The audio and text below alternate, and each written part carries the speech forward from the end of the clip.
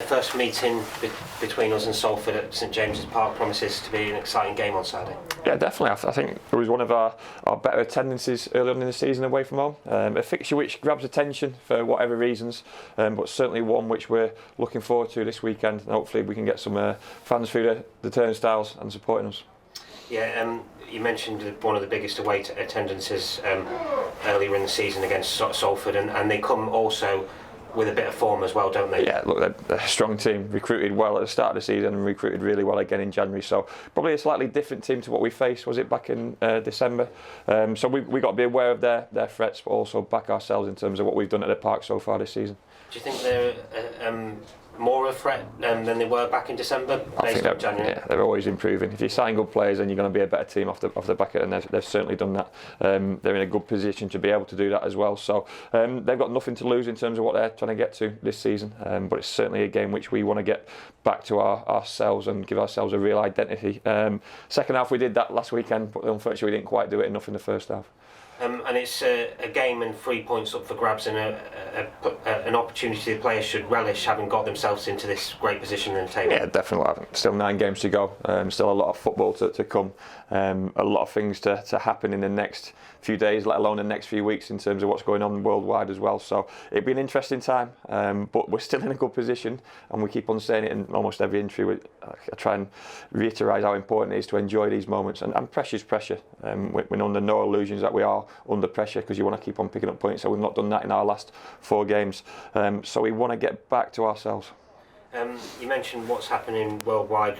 Obviously, we've taken steps as a club to protect ourselves against the outbreak of the coronavirus, haven't we? Yeah, of course we have, and we'll continue to be guided by the experts. I'm a football manager of a football team, but we can only go off what the experts say, and those experts come from a higher place than myself, from positions in the government. So look, what happens in the next few days, we've got to support it, abide by it, and it is for the prevention of what could be a real big problem. How is the rest of the squad looking injury-wise?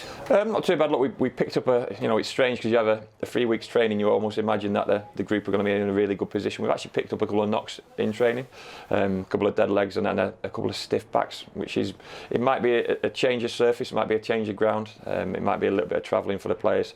You never quite know those reasons, but hopefully if those 2 or 3 players train tomorrow, they're in contention for the weekend. But with Saturday, Tuesday, then it always puts a bit of added pressure on your body physically to get through a lot of games in quick succession. Sun's out today at the training ground, which is unusual. Expecting a change of surface at St James's Park? Well, ironically enough, we had to come in for half an hour today because the wind and hail and sleet was so strong just after 11 o'clock that we almost put training back half an hour, and you've turned up now. It's still windy, but the sun's out, so you get all the seasons, probably all over the country, let alone at our training ground. So I don't think it'll be too different this weekend. Hopefully our fans stay dry and stay relatively warm and see a good game of football. It's also the match is celebrating 20 years of trust. You've played under trust ownership and of course managed under trust ownership, and it's a milestone to really celebrate, isn't it? Definitely, without a shadow of a doubt. Look, 20 years is a long period of time, and you think about where it all started when the club was in such big trouble, really, and now we seem to be in a stable position, and we want to keep on progressing.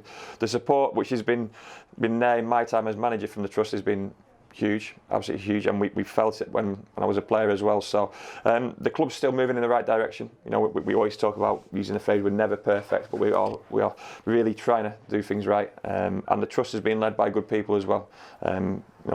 Positions of power at any football club are always in interesting positions and can be abused, as we well know in the past in terms of what happened so long ago.